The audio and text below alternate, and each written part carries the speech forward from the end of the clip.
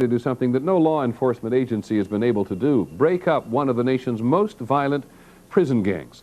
On trial, facing racketeering charges, are 13 leaders of a group known as La M, Spanish for the letter M, which stands for Mexican Mafia. But in this case, it also stands for murder. ABC's Ken Kashiwahara has had a rare opportunity to see the gang at work. As gangland executions go, this one was especially vicious. 5 people shot to death, including a 5-year-old and a baby.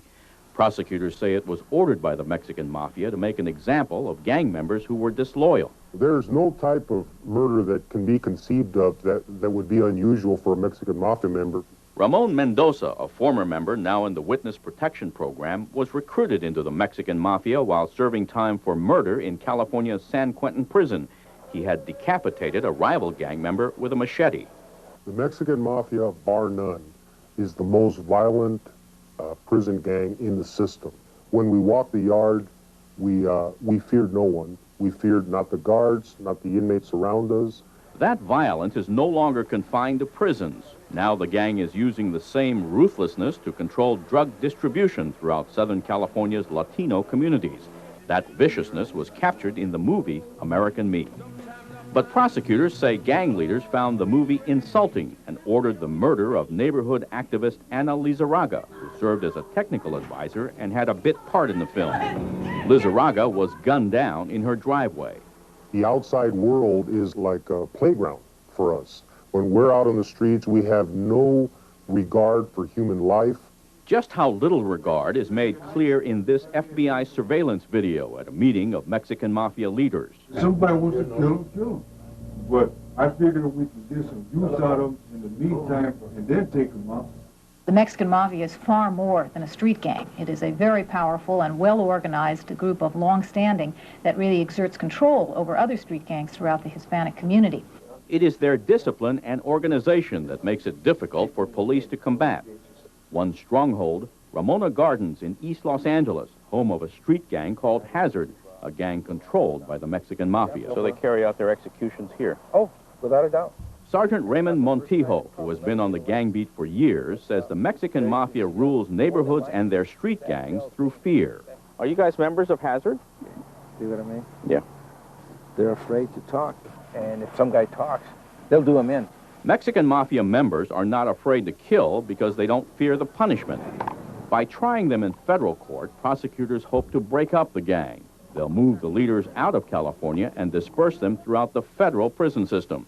Courthouse in Manhattan.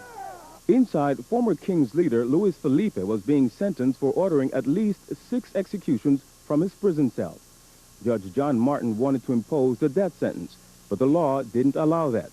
So he slapped Felipe with an unprecedented sentence: life plus 45 years in solitary confinement, with no possibility of parole.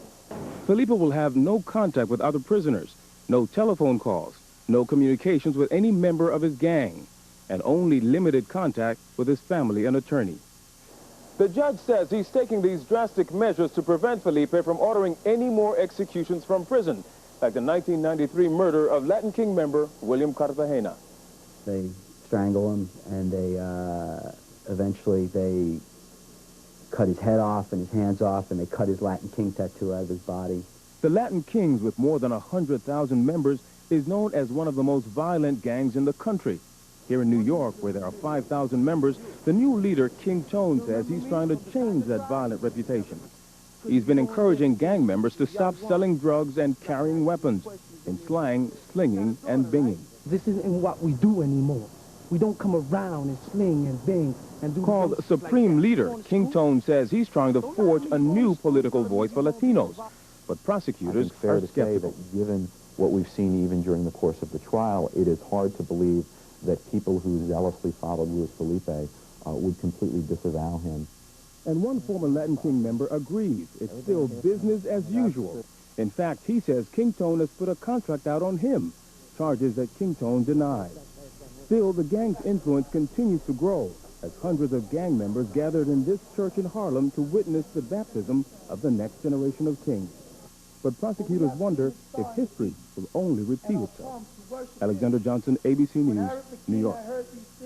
When we come back, the inside track